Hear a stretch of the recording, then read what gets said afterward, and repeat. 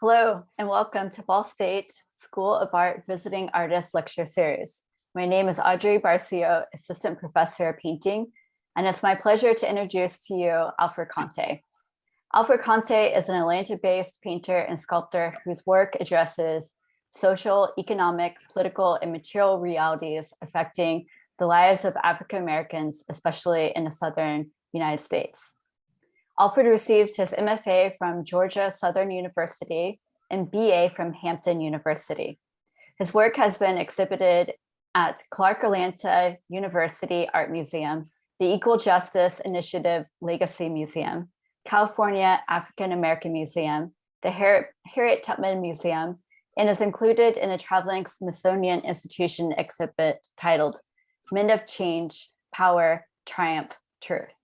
This November, Alfred will have a solo exhibition at Kavi Gupta in Chicago. And in 2024, he'll open a major solo exhibition at the Springfield Art Museum in Missouri. And it is with my great pleasure to go ahead and take it over to Alfred. Thank you for that introduction.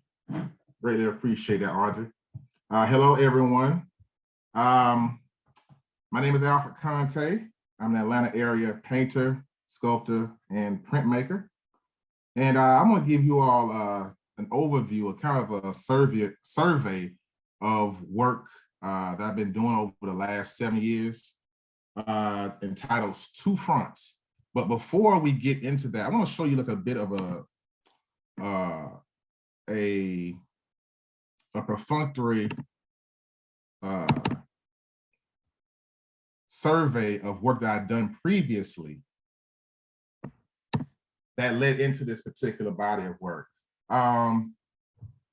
This series is a series of sculptures I did called Tetanus. And this previous body of work rendered primarily in steel, and also some non-traditional art materials like thermoadhesive plastic and clays. These kind of informed what I was going to be doing in the future in regard to the materiality, taking my focus more on that. And as you can see, my work is primarily focused on the African American community and things that deal with the economic, psychic, social, and societal factors that we deal with on a day-to-day.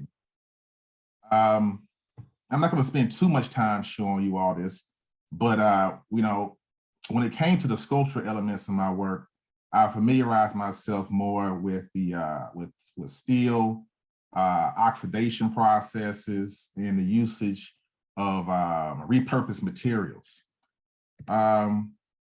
This is a piece called Float that was done via 2014. That's also, I think that's in the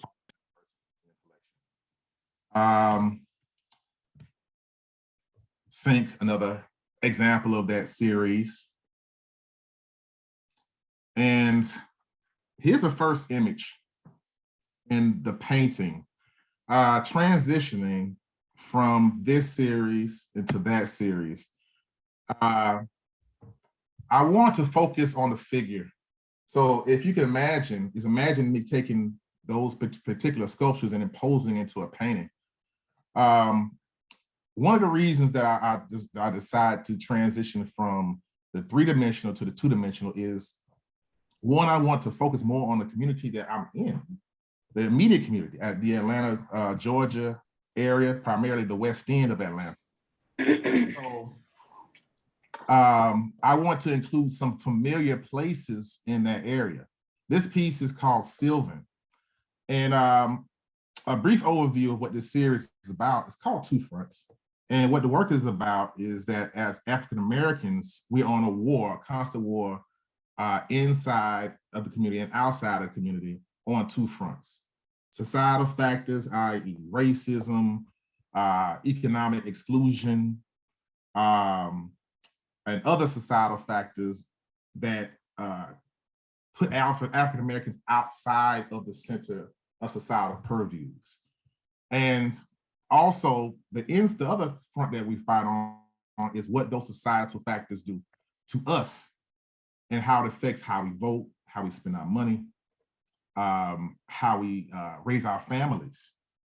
And in this regard, in Sylvan is a area here in Atlanta, in the West End, that's being heavily gentrified. And people who have been in this particular area of town, this industrialized area of town since the 1940s, are being pushed out. And there's some certain markers in here, when it comes to the railroad track, this industrial building that's been boarded up in the background, that indicative of what's happening to the folks over in that area. Hence, you see this young brother, this effigy of this young man that's rusted over and covered with vines, destitute and forgotten. This is one of the reasons that one of the first piece in that series that was the impetus for the work that was to come for the next few years later. Let me keep it moving. West End Libations. This is where my studio currently is. It's a large industrial complex full of artists and artisans. And right now, even where my space is, is being the taxes, the property taxes on the city are so high in that area. It's causing a lot of rents to go up, and a lot of artist friends, and not just artists, but artisans, fence makers, construction guys had to move over the last few years, and especially during the pandemic because of the rent increases. So, this is a piece of homage to, at that time, to the occupants of this complex. Going forward, Foundation. This is a piece dedicated to the now defunct Bankhead Seafood that was around since the 1950s. Killer Mike and T.I., the rappers T.I., are currently reopening it. But their original location is gone because, again, of gentrification. And the piece is called Foundation because businesses are a foundation of the community. With our economic foundation base and that connection to the community, there's no anchor. You have to move. So that's what this piece is about. There's a colossus here that's representative of what a foundation is. And that's one of the things that in the first arm of this work that was, I can say that's a connective thread, so to speak, of the work, of these large colossuses in these landscapes. And they're indicative of the people that live there. So the same here, Family Dollar, People of the Desert, the Family Dollar that's on Lakewood Drive. And this man who's carrying his son here, I photographed him not too far from this store. And he's really representative of the population in that area. And this piece is representative. You can just look on the left side. There's a closed down store, and then there's this multinational, national corporation, big box store that's next door. That's pretty much choked out these privately owned local stores. And but these folks in this area have to rely on them for whatever sundries they need. So it's kind of representative of I'm sure you all heard of food deserts. There are also sundry deserts. When it comes to folks who need medication from pharmacies, they're all over. They come in all different ways, shapes, and forms. And this is one of the areas that's particularly affected by that problem, by that issue. The sweet spot. We'll keep this moving. But this is another piece about overcoming in that placeness of neglect. Lucky at Cone. And the piece is titled Lucky. I guess in the process of photographing these works, photographing material for these works, I travel the city, day and night. And this particular image I took at 2 a.m. downtown Atlanta. And here I photographed a homeless man on probably one of the wealthiest real estate zip codes in the city. And I just thought the juxtaposition of his place on this street and him being so lonely in this area. That's, you know, that years before that was teeming with Black folks, but he seems to be the only denizen of the area at this time, and not just at this time of night, but it's this particular time, economic time. So, you know, I thought it was an interesting placement of the figure and also the name, you know, Lucky, which I think was, you know, kind of ironic, you know, based on the pushing out of Black populations in this particular area. The next is Hood Mart. Same thing, different area. Goliath. Same series, but I wanted to take another look at something else that directly affects African American communities in regard to my position on two fronts, is relationships. And I just thought it was kind of a whimsical piece that I want to do in regard to the stresses that it puts on Black relationships, that economics and societal hardships puts on Black love. And here, I photographed, I was at Six Flags over Georgia out on the west side. And here the ride there is called Goliath. And I thought it was fitting to balance this coupling and embrace with this roller coaster, with this immense, scary thing to ride, which, you know, if you have ever been in a relationship that's under stress, is a Goliath. So I thought that, you know, when it came to the composition and the sensation and the fear based in riding a roller coaster, the same things can be experienced taking care of a family, supporting the household. Here's one I wanted to speak particularly about for, you know, a bit of a focus on is 7 a.m. You know, I was coming into my studio one morning and I saw this huge line outside of Athlete's Foot. And, you know, I pulled over to see what it was about. And one of the police officers, you know, that there was this new Jordan coming out. And, you know, I was kind of, you know, laughing to myself, like, you know, why is this huge line out here in the morning for sneakers? And I'm being critical and saying what people should be, you know, prioritizing, this, that, and the third. But I had to stop myself and say, you know, as much as I try to wag my finger in the faces, be paternalistic to folks about what they should be doing, I mean, I had to think about, who am I paying my rent money to? Who am I buying my art supplies from? Who am I, who's patronizing my work? So this piece, I had to put myself in it. You can look over the shop, that's me sleeping. It's kind of like I'm asleep at the wheel in what taking my people for granted, and also at the same time indicting myself, saying that as much as I want to say that somebody else is under the thumb of somebody else's economic gain, so am I.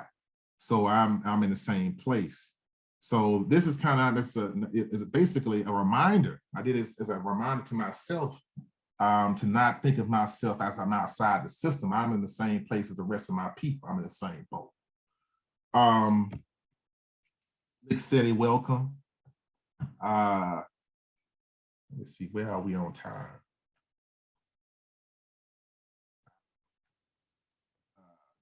Over, but this particular piece is about Atlanta, going into the city, driving into the city from 85 North, where that figure, you see this towering Black man right here.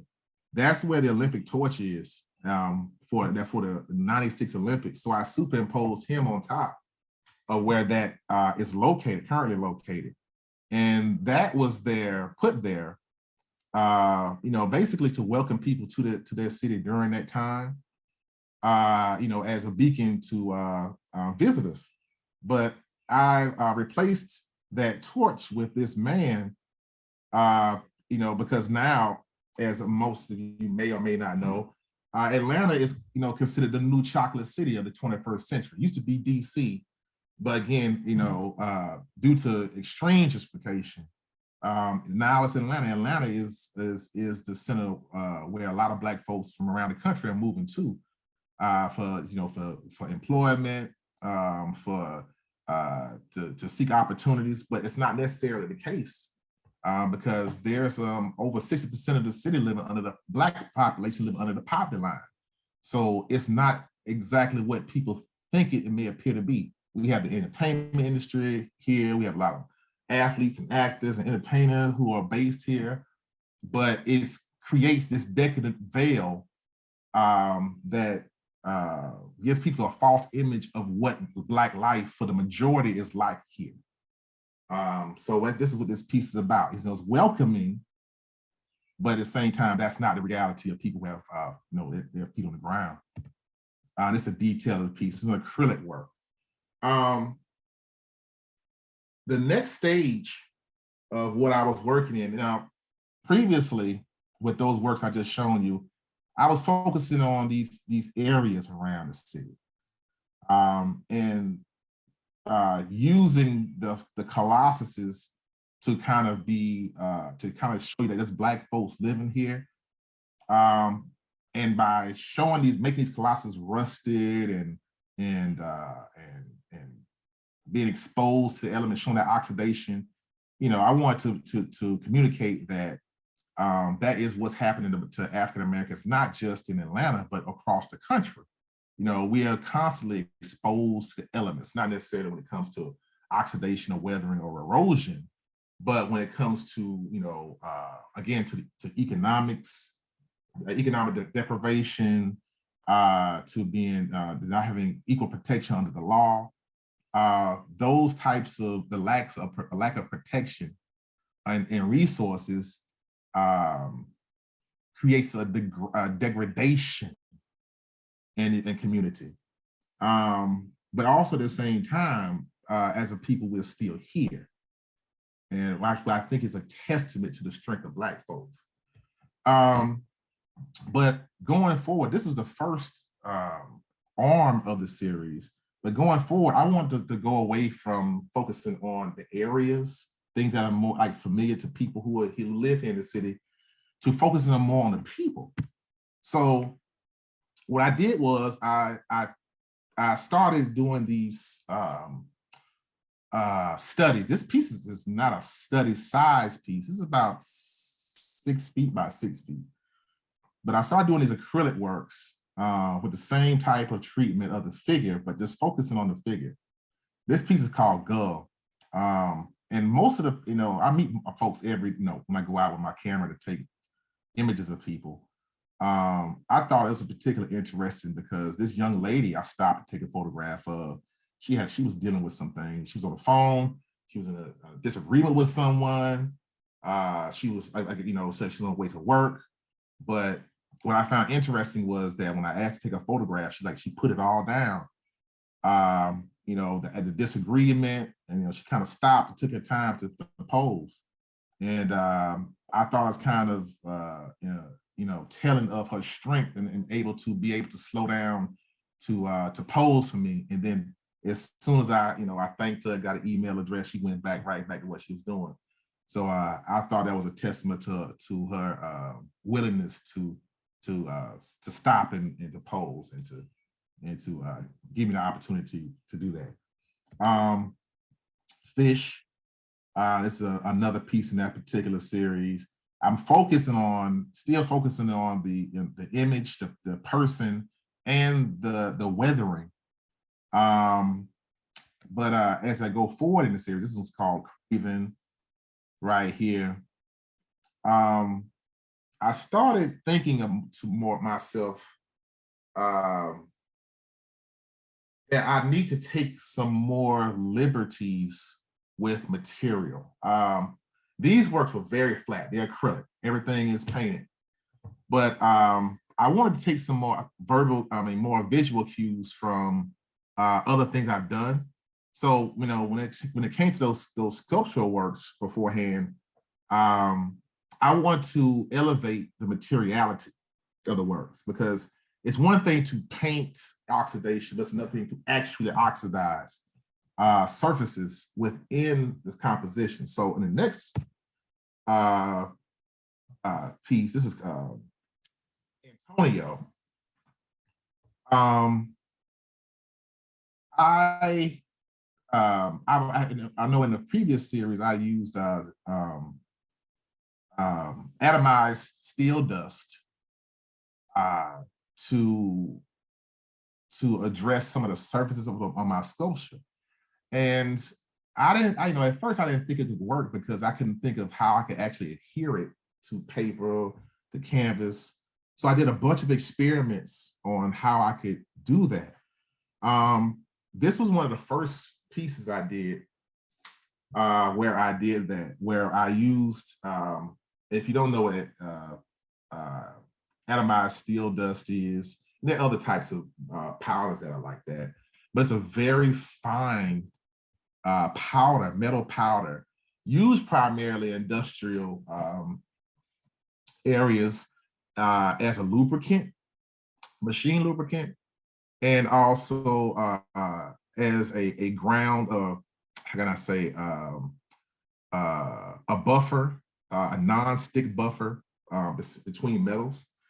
But with this, I used a combination of urethane plastic and some mediums, some acrylic mediums, to create these pastes to adhere to. I know this particular drawing is on a 300-pound cold pressed watercolor paper, and by putting that on top of a ground of gesso, then I could oxidize it, and it created these very interesting and modeled surfaces that are reminiscent of so many places I see around the city, of train overpasses and bus stops and things of that nature. And I oxidized, I just tried a bit of everything, goodness gracious, household products and mild acids to create oxidation. So I was doing that and addressing the figure with the same type of striation, oxidized striation.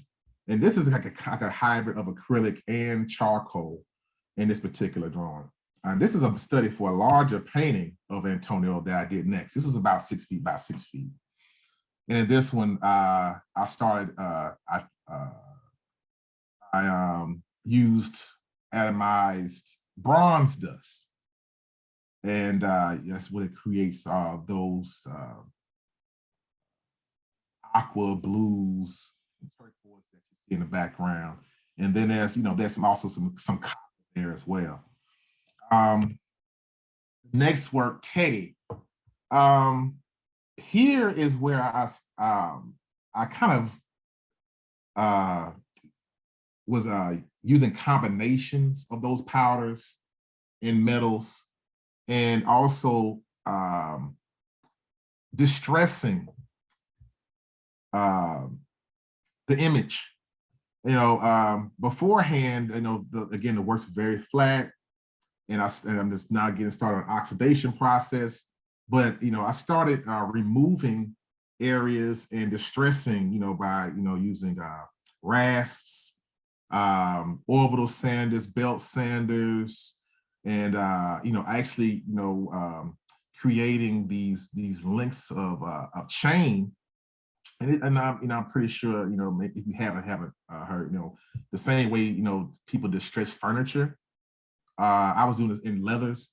I was using some of those techniques to augment these works, by putting welding some bits of razor blade to chain, and actually striking the works, and creating this scarification. And you can see some of those areas where over the acrylic, you can see the areas where I've removed the paint all the way back down to the layers of the gesso and down to the canvas.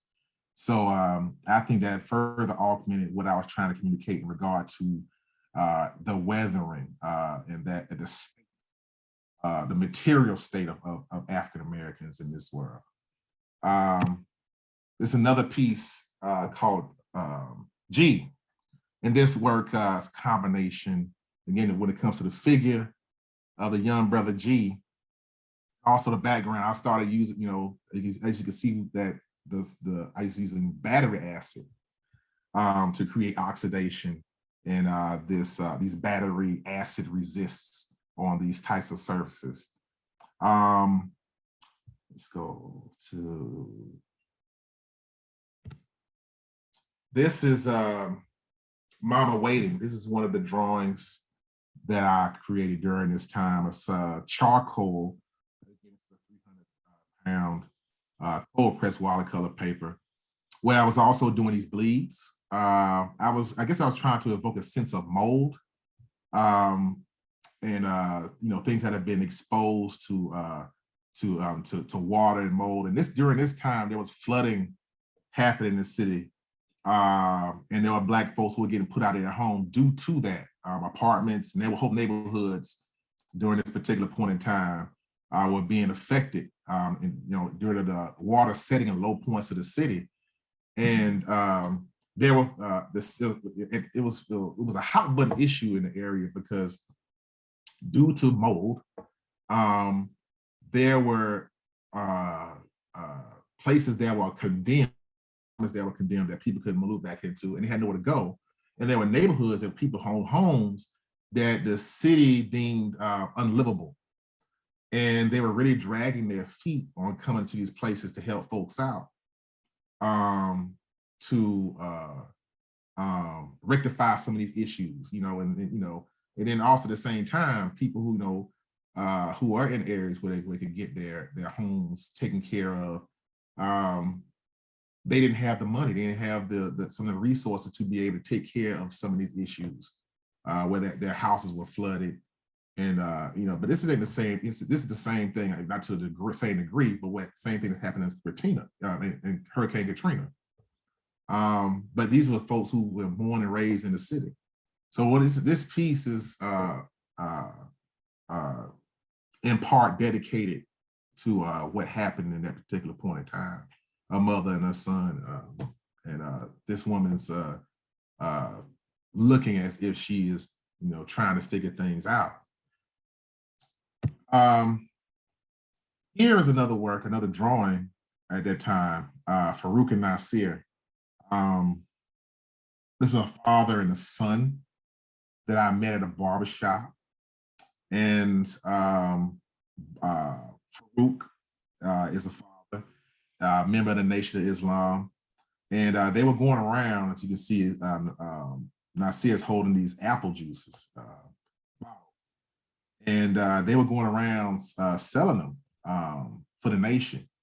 And what I found particularly interesting about them was that I saw Farouk was very adamant, not just when it came to exposing his son to how to be an entrepreneur, but also how, teaching him how to, conduct himself when speaking to men. And he was, telling him, to look men in the eye, and stand up straight and to speak with confidence.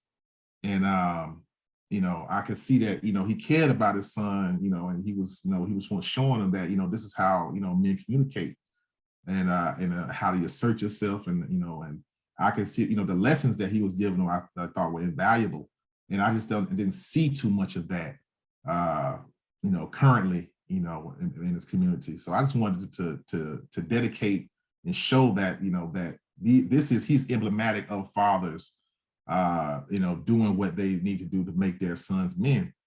And this is one of my favorite actually in this particular point in the series. This is BIM, a smaller work, acrylic work, where you can see, and when it comes to the surfacing, I'm experimenting, trying different things here. There is, I use a combination of, I can't say everything, but there are some things I use to create this very cracked surface, pumice being one of them. And what's interesting, what I found was that by creating that on the ground, on the substrate, and I can remove certain sections of that after the painting is done. And it happened by accident, because I was doing some distressing, it's like, oh, I could see me using this further on. So I thought it was a particularly interesting addition to a substrate I could use in future works. So yeah, this was kind of like a happy accident, so to speak. This is another work called Rock and Dudley. This one was kind of a bittersweet work because Rock is on the left, on the right, and Dudley is on the left. And what was, I thought, kind of interesting about this duo was that, Rock is Dudley's uncle. And, being high, here in the city, they're cats who sell dope. And, his uncle is on dope. And he was politicking to him about getting something from him. And I'm sitting here witnessing this.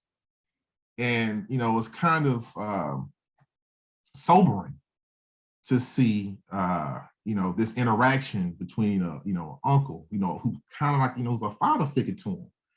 And, soliciting his nephew. But there seems, that despite the nature of this interaction, they're still family. And, when I thought about it, there's a lot of families, when it comes to this type of dynamic that, that's very, there's a frequency of that. Supplying someone in your own family, because due to an addiction. And, and people coming to terms and living with that. That particular dynamic. And so that's what this piece is about. Just showing the reality of, what economic stress, and marginalization, what that can do, especially when it comes to a young man of Dudley's age, who's pinned and raised into that corner where, that is a meaningful way of making income, but at what cost? So that's what this piece is about. This particular work, I think I did this when I was in a residency. I believe I was in Miami doing that. And there, I was focusing on, I don't know if you can see the surfacing of the work, but there is this tremolo effect of cracking. I was working with, again, trying to figure out and hammer down the formulas for this particular process, and using heat guns and thin layers of acrylic, and I came to this particular way of doing things by working flat. This is an unstretched canvas. I did this on the floor, the surfacing, and then I peeled it up and placed it on the wall to do the figures. And it had a very ephemeral surface quality to it, especially in regard to how I treated figures and the tonality of it. This one I think is this one is called Tony and Coop, and I photographed them in the area down there. And I found it kind of interesting again, when it came to how they were standing, and the sign, where they were standing said no loitering, no solicitation, meaning you're not welcome to be where you are, where you are placed, where you're standing, you're not welcome. But them standing there casually and somewhat defiantly, I thought that was telling of not just the reality of how aware Black men are not wanted. Like it's like no matter where you go, you're not supposed to be there, but they're there and they're standing and not unwilling to move. So that's a particular piece I'm particularly proud of, and I really dug. Actually, no, I took that photograph here and I did it there. Had a great time.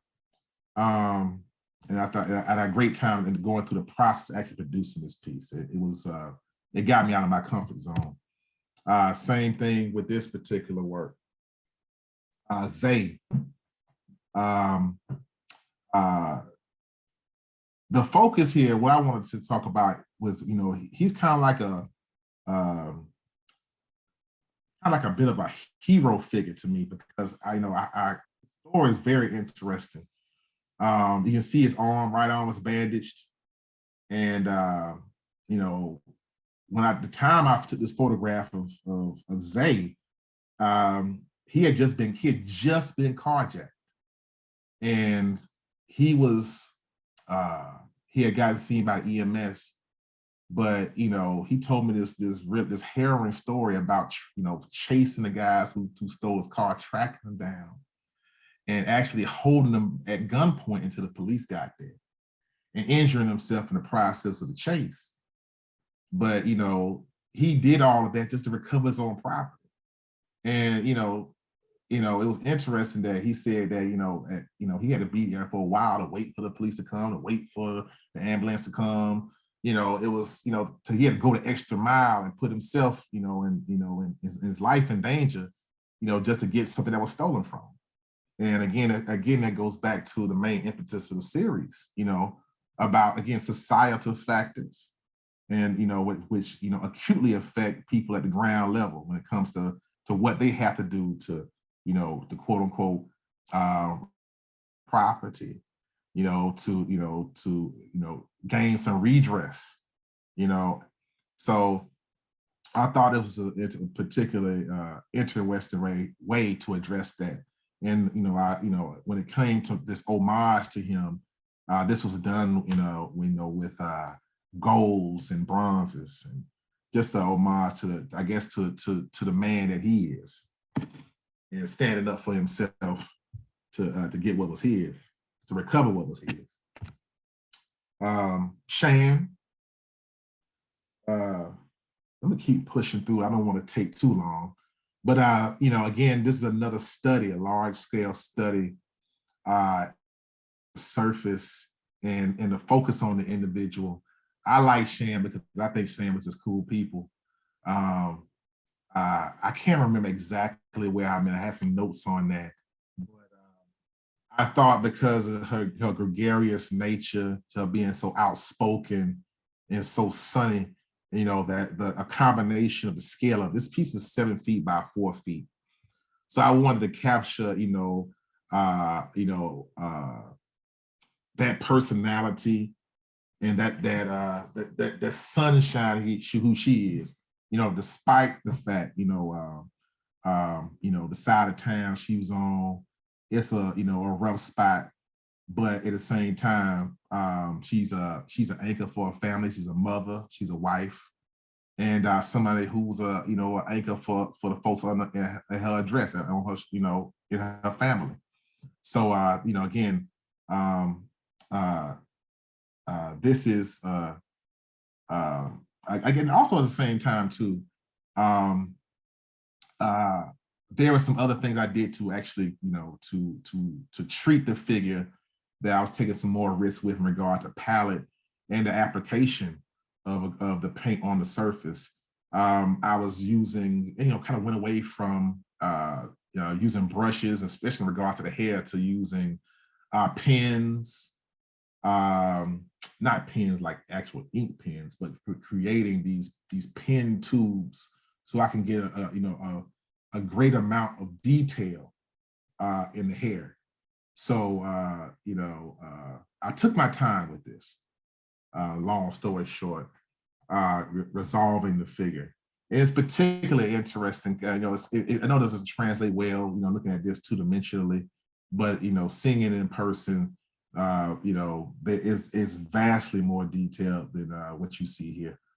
Another work, Damien and his kids. At this time, the pandemic was kind of starting around the end of 2019, going to the top of 2020. And this is the beginnings of me thinking about the term essential worker was being battered around a lot. And this is one of the beginnings where I started thinking about, occupation, but I didn't go into it at this particular point, or what I consider to be essential in the African-American area and African-American communities. Not so much in regard to occupation, but I was thinking more of his role as a father of a world of men and women. So this particular piece is called Damien and His Kids. So I guess this was kind of like me, putting a pen in a board in a work board, where I was going to come back to some of these themes a little later down the line. But I was thinking more about him being again, like how Shan is an anchor, a father to his kids. Being somebody who can be not just an anchor for support, but somebody who's a center, something that somebody's kids are leaning on. Who's, again, as you see his arms embracing his kids. An umbrella, so to speak. Going forward, 2020, I pivoted a bit and started focusing more on the increasing more of the erasure, the erosion of the work, of the figure in the work. This is Conteh. This is one of the first examples. Again, this is a 7 foot by 4 foot, 72 by 48 foot piece. I think it's acrylic and urethane plastic on canvas. Jade, another example of that. And here I severed the arm, her right arm. She's holding a dollar bill upside down. And the allegory here is focused on again, the separation of African Americans communities from the dollar, from being a part of a valuable community that is, being able to compete, economically. So here, here I have her holding this dollar bill and using, having this green, this acrid green background that's reminiscent of American money. I know you see the red, black, and the green, that's reminiscent of the Black national colors, African national colors, but not in this particular case. I'm speaking about, again, the lifeblood of community being cut off, and the Black dollar not being, being cycled, not being able to thrive or to grow, being cut off from the body. So those are some of the things that I was experimenting with in this particular time in the work. Same here when it came to Malik and Marquise. twin brothers.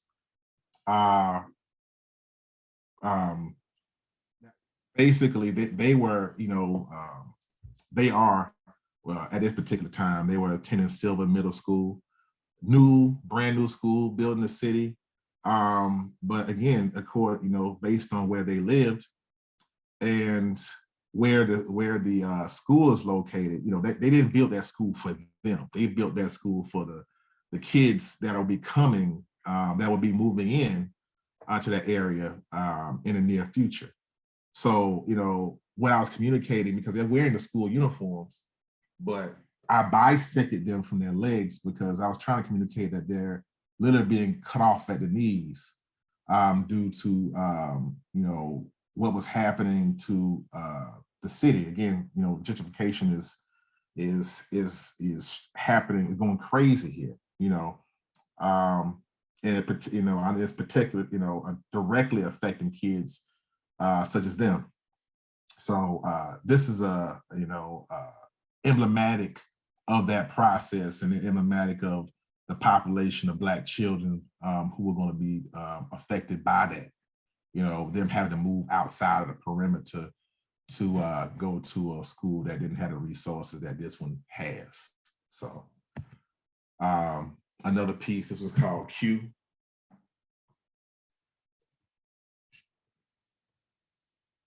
Evan and Aaron,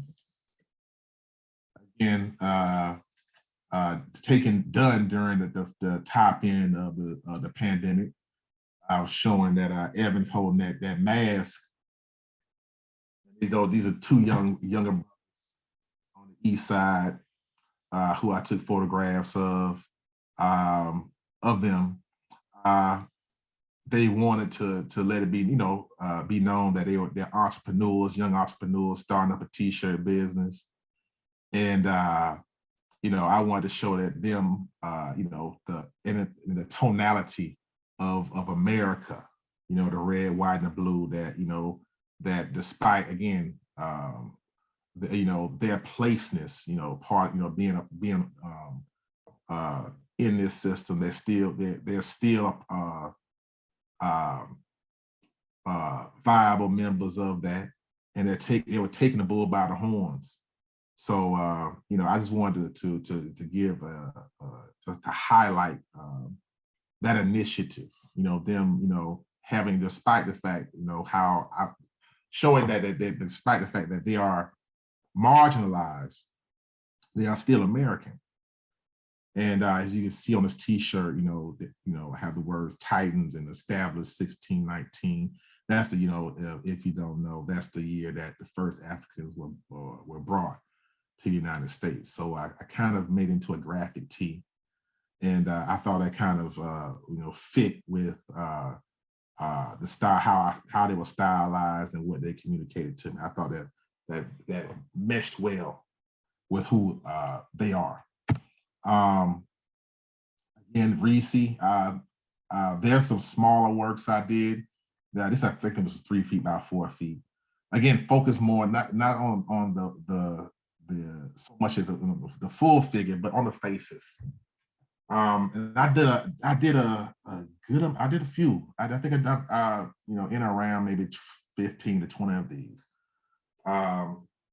Kind of like facial studies and going into focusing on characteristics, I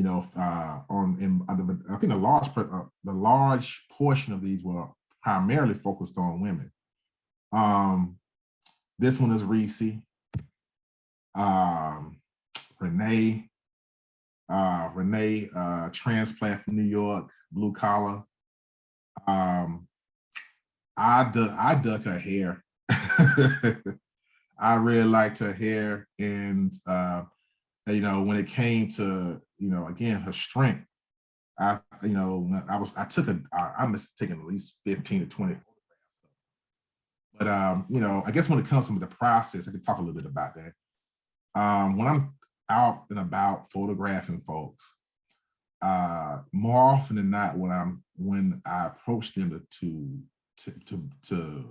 shoot them for the work, and I'm explaining what I'm doing, they're talking. we're sharing information. They're telling me about themselves. I'm telling them about, my mandate. And, more often than not, they tell me, what they do, if they're, where they're going, something about themselves. And, usually I try to, after I come back to my studio and I get everything downloaded to my hard drive, and start editing. I want to capture the best image that I think is, exemplifies who they are. I don't have to, usually don't spend a lot of time with them, but with what they communicate to me, I try my best to depict, what best characterizes who they are. And this one, I think, best characterizes who Reese is to me. And yeah, she has seen it and she loves this piece. I think I exhibited this in Brooklyn, 2021. Yes. Same here, Preem. And what I did, I did the same type of thing in regard to thinking about occupation. I started bringing that back in because I put a pin, as I mentioned earlier, I put a pin in the previous piece, Damon and his kids, and I came back to it in Preem. And again, with the thought of essential workers, the conversation, as we knew nationally, was about, people who worked in hospitals, people who are quote unquote at the front lines of the pandemic, the action of COVID itself, meaning doctors and nurses and things like that. But, in certain areas I was seeing, essential workers were the people who, who still had to go to work, to make sure you get your money on your cell phone. People like Aura, who were still working at Waffle House, somebody had to keep those places open. They had to still support their families, but at the same time, here in Atlanta's a special case. And if you may or may not know, here in Georgia, the governor fought COVID mandates and wanted to make sure that things stayed open. And, which went against, I guess the national mandate of, trying to make sure that, businesses stay closed until they understood what we were dealing with. But, if you all didn't know, Georgia was one of the first places certain other areas in Florida and Texas were remained open. And if they were closed, it was closed for a very short amount of time. But these places, where our works, like a Waffle House and these, a lot of these other businesses here were still open, and they were exposed to COVID at high risk to do their job. So Isaiah, this is another particular piece that I thought I was poignant during that time, because photographing Isaiah. Isaiah is a boxer, was a boxer and a bouncer. The reason I took it upon myself to do this work was because, Isaiah was a bouncer at this gentleman's club called Follies, and during it, he lost his job because it had to close down. That's one of the few places that went under because of that short stint of COVID and closing down private businesses. And also at the same time too, he was supposed to go pro, and he couldn't because again, because of COVID, and he missed a shot. And I thought it was kind of telling that, he has daughters, that, and again, when it comes to the juxtaposition of the character of the individual and their placeness in this particular body of work, is that, he protects women, he protects his daughters, and he was protecting these the dancers at the club. But because of this pandemic, because of of that, he could not do that. He didn't have the capability to do that, to use his enormous size and musculature to do that. And I thought that was particularly interesting and subject matter to speak about. And I thought that was, again, a great thing to touch on in regard to how Black folks are affected in such a myriad of ways, when it comes to, how they have to deal and live, in this country. And I guess wrapping up, this is some of the more current work over the last year or so. Here's the Stanton Road Water Boys. I think I just recently showed this piece, and this work was poignant to me because here in Atlanta we have water boys, and the water boys are kids who sell, they're on the overpasses, on the off ramps and on ramps by the freeways, selling Gatorade and water, for $1 or $2. And this past year, summer 2021, going into the fall, the mayor, City Hall, not only started criminalizing them selling water, but also giving citations to the parents of these kids. So I thought it was, again, just heinous to not only penalize these kids for trying to make money, to sell some water on the side of the road, but to also penalize the parents. These aren't rich kids. These are kids, again, Southwest Decatur, primarily Black areas who trying to make a buck, but at the same time, for the city to make a mandate to criminalize them, to lock them up in certain cases, and to also to ticket the parents, to beat down already, economically strapped folks. Again, it's just telling of the system. And then lastly, Camerton Road. Here is something I'm experimenting with currently in regard to superimposing map work and gum Arabic printing into my painting. So while Camerton is an interesting area because, back in the 80s, that was a really upwardly mobile area of town that Black folks lived on, because a lot of people there were employed by the motor plants there in the late 60s, 70s, going to the early 80s. But as you know, with mechanization, coming to the forefront during that time, a lot of folks lost their jobs. Beforehand, you can you can raise your kids and, buy a house, a car, put them through school, being a blue collar worker. But that changed during that time. And here, this brother, is kind of emblematic of that, because, he's, is an elderly brother, but he's delivering pizzas. And it's kind of like, it's a visualization of that continued fallout of the blue collar working poor, having to do what they have to do to keep their neck above, the waterline.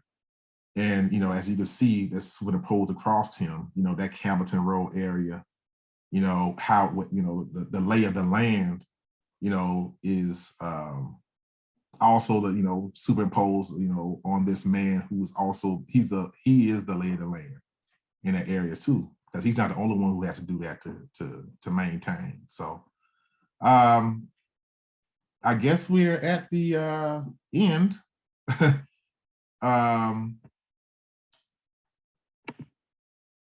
So, Audrey, can you hear me? Yeah, absolutely. Thank you, Alfred. That was really wonderful. And it was awesome to see the breadth of your work. Let's open it up to questions. So if you'd like to put your question in the chat, or if you'd like to unmute and ask a question, we could do either. Feel free to ask me anything. It doesn't have necessarily be, based on a particular series. I like to talk shop too. So, if there's anything about, materiality or, the function of making, feel free to ask. Great, fantastic.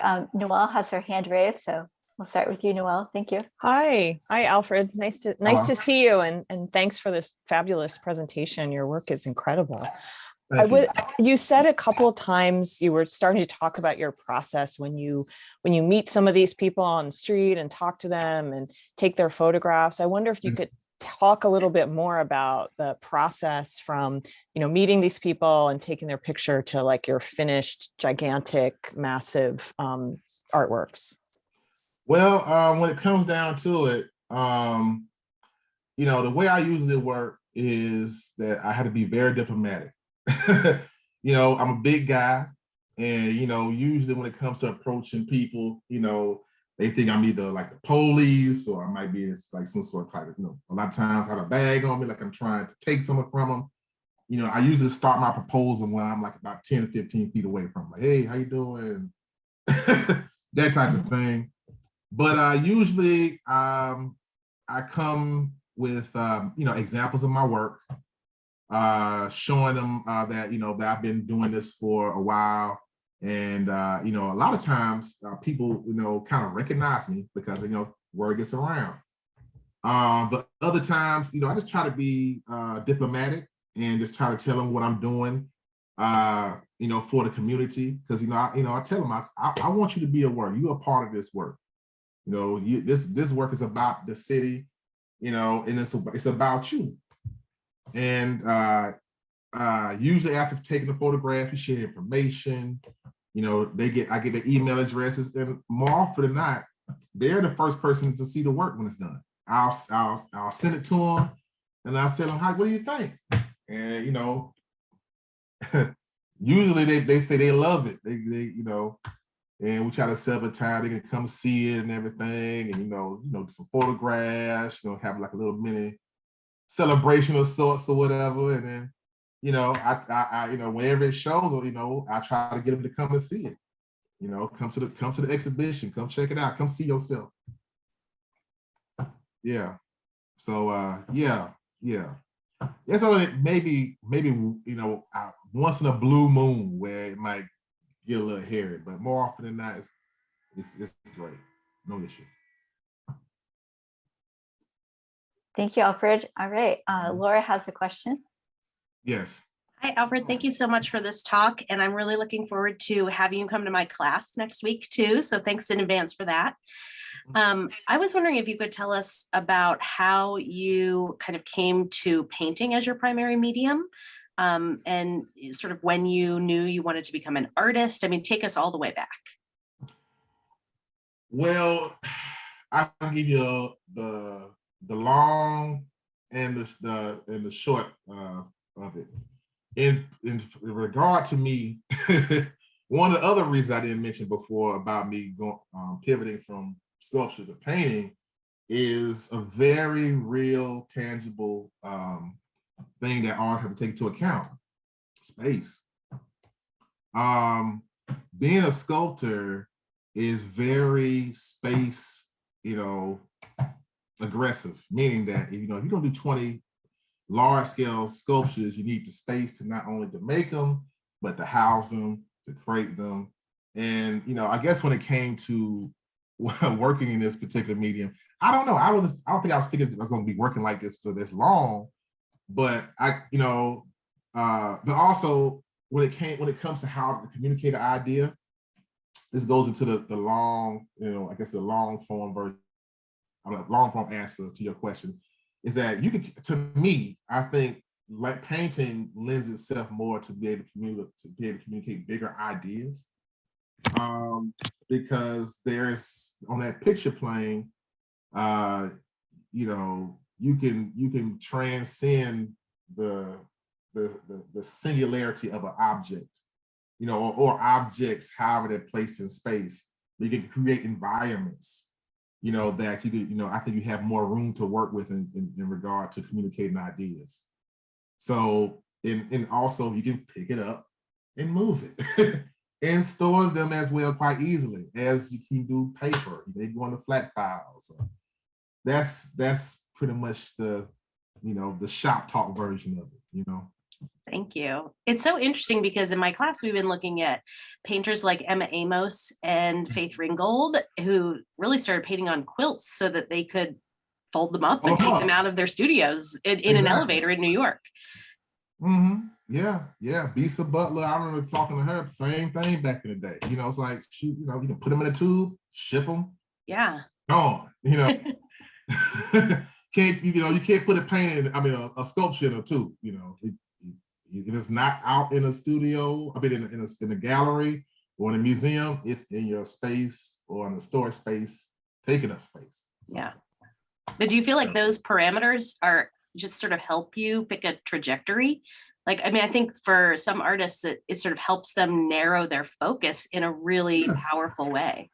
Yes. You have to really think about a lot of those things when it comes to how you can not only best voice your ideas, but when it comes to, again, you're thinking about your space and what you're able to capacitate and what you're able to send and ship, and what you're what you're able to present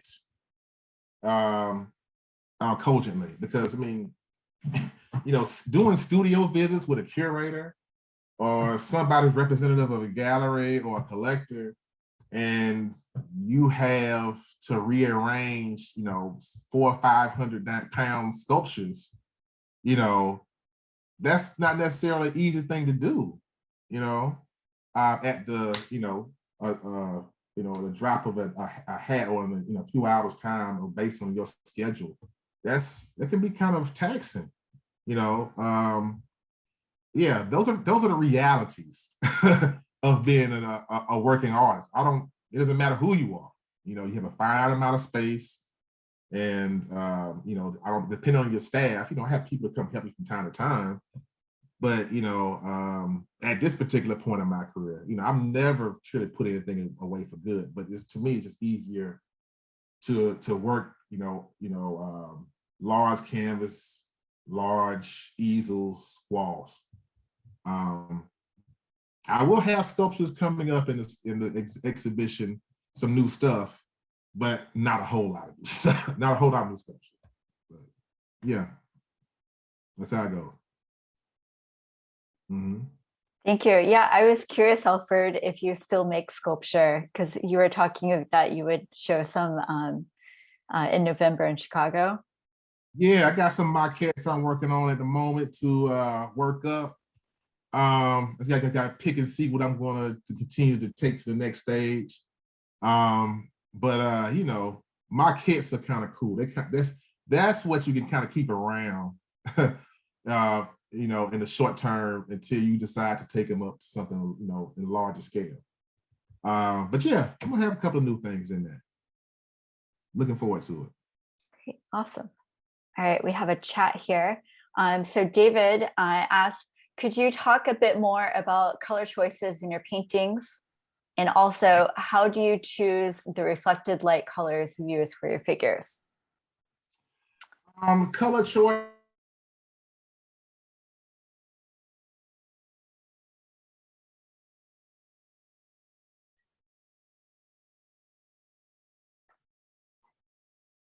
Alfred, I think maybe we froze. To a certain palette, unless I'm really trying to directly address a issue or subject matter. Now, what was the second part of that question you said in regard to reflective? Yeah, absolutely. Sorry, I think you froze in it for a moment there, but also, how do you choose the reflected light colors you use for your figures? Reflective light colors. I'm not really sure. Every time you talk, is he talking about the colors I use to tint in regard to lighting, like modeling the character? I think so, yeah. I think just good old fashioned, contrast in regard to what sits back, what best complements the background tone. or whatever, compositional stuff, like, shoot, just, the simple stuff, if you see it on the color wheel, what looks next best to blue, orange, those nice ruddy red tones, cool against warm, real simple. I don't overthink it. If, it looks good. It looks good, use it. Awesome. All right, we have time for one more question.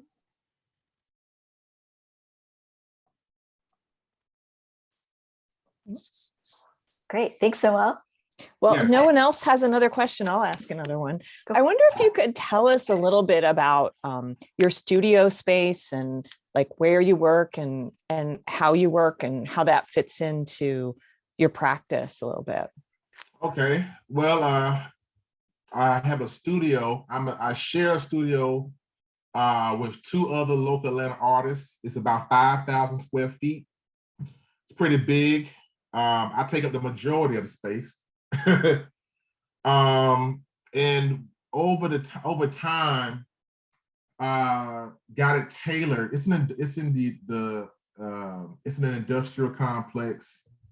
I think we can do anything we want to there. Anything in regard to firing, welding, got 3D printing. We can work with styrofoam. When it comes, we have XY, hot wires, wood shop. So it's a one-stop shop. And I guess what I've learned over time is the more you can do in-house, the less you have to outsource things, which takes up time. And people, when you have to go outside of your studio to get something accomplished, get something poured, to get something cut, to get something manufactured, you're on somebody else's schedule. And when you're trying to do something, get something done, you have to, sucks. So we have everything tailored, spray booths, to do anything. I can go in there and just close the doors and I can come out with whatever I want to have done. And yeah, beautiful thing. It did not happen overnight. Yeah, I was just going to say, it sounds like the three of you have probably been sort of outfitting that space for a while now. Yes. My studio mates were there before I got there, and I came in and kind of closed it out and like, okay, we're going to focus in on making sure that this is, again, we can meet all of our needs inside of this space. So, we all invested, when it came to building out the space, the tools, the lighting, how it's ventilated, everything. So, yeah. Great. Thanks for sharing that. Very welcome. Alfred, that made me think about something that a lot of students ask about is, they're starting off their career and are so excited and, they're making a lot of work and they want to get it out there for people to see. But, being in the Midwest, it's not like being in New York or LA. And so, having that exposure can be limited. And I imagine, Atlanta is like a, very big city. Did you feel from the beginning like there was any pressure to go to New York or, like a bigger art-centered space? How have you kind of found your community and your way in Atlanta? Well, I think the blessing of Atlanta, because Atlanta is not where it needs to be. I'm the first to say that in regard to having an art community that fully embraces you, because most of it, I don't have representation in Atlanta. But I think what I learned from living in the city, and what I think is great about Atlanta is that the history, when it comes to, the Atlanta University Centers, Spelman, Clark, Morehouse, Morris Brown, that is kind of like the brain trust. It's been, I would say, in regard to African-American art, as David Driscoll, for the last 100 years. And when it comes to the instructors and the artists who've lived there. But I guess when it comes to the push or to the urge, or people saying go to New York or LA to live, I mean, to create, there are advantages to doing that, but at the same time, I mean, hell, it's the 21st century. People come to you. People go where the talent is. If it's there, they will find you. I mean, are you familiar with Radcliffe Bailey? Yeah, Radcliffe. People have been asking him to go to New York for years, but he lives on Camilton Road.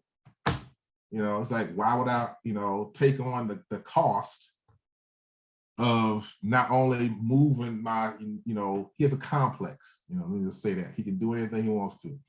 Why would I, move to New York to uproot myself when I can just get a plane ticket?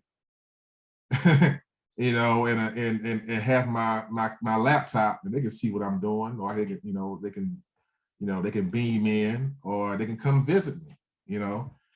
It's not, I don't think it's to me, I think younger artists, I mean, if the spirit moves you where you're not tied down to a family or to, something in life, I would say there's nothing wrong with visiting to see what is check the temperature of the landscape. But me particularly, I've never had the need to actually go and physically live in those places. I mean, shoot, as you know, one of my main representatives is in Chicago.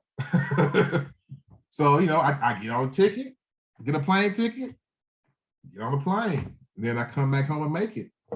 Well, you can come see me. My studio is 10 minutes from the airport. So yeah, I can see, in the past, yes, I can see doing that. But now, because we have Zoom and Facebook, Instagram, TikTok, all these other stuff, I don't see the need. I don't see the need. Awesome. Thank you for that. It's really refreshing to hear that. All right. Thank you so much, Alfred. It's been a real great pleasure to have you tonight. And I know that you're going to join Laura's art history class Tuesday next week. Is that right, Laura? Thursday. Thank you. Yeah. Perfect. Great. So thank you, everyone. Have a lovely evening, and we'll see you soon.